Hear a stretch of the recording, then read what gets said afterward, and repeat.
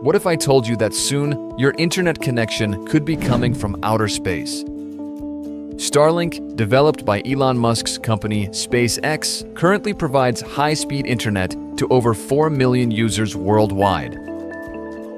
You might be thinking, what's impressive about that? Well, here's where it gets interesting. Because the way that Starlink delivers that internet connection is a little unique. First, we need to talk about how most people receive their internet connection. Across the UK, Europe, and the US, broadband connections are generally delivered via either a fiber optic or copper cable buried underground or overhead straight into your property. Now, whilst this method works well for most, there are a few cases where a traditional connection just doesn't cut it.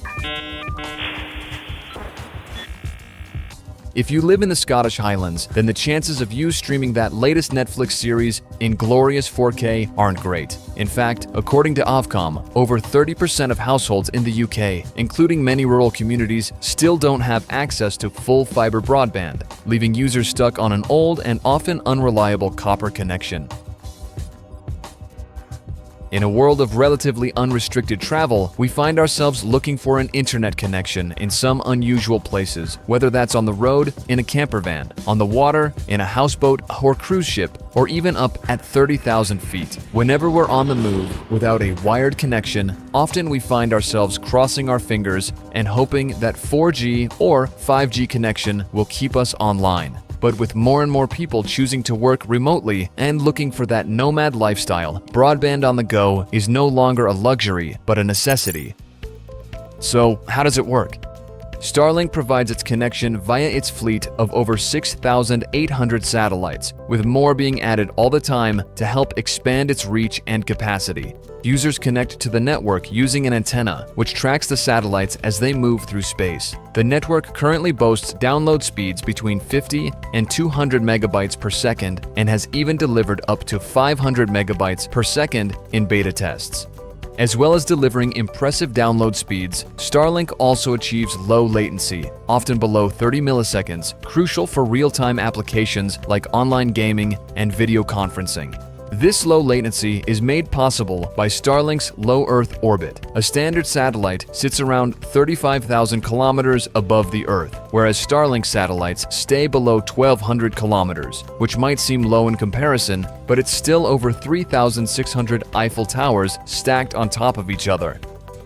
Starlink satellites use lasers to transfer data between each other, ideal for long distances such as across oceans. They then connect back to ground stations, which are situated across the globe, to link up with the rest of the internet.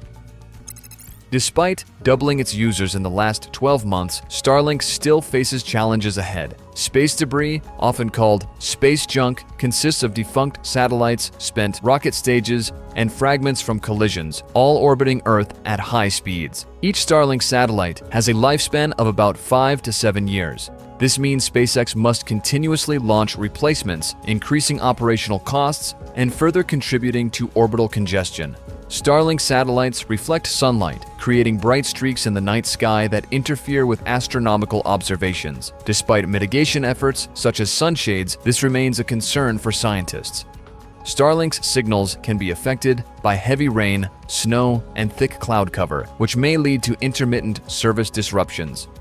And finally, the initial cost of the equipment, around $599, and the monthly fee, around $120, can be expensive for many potential users, particularly in developing countries.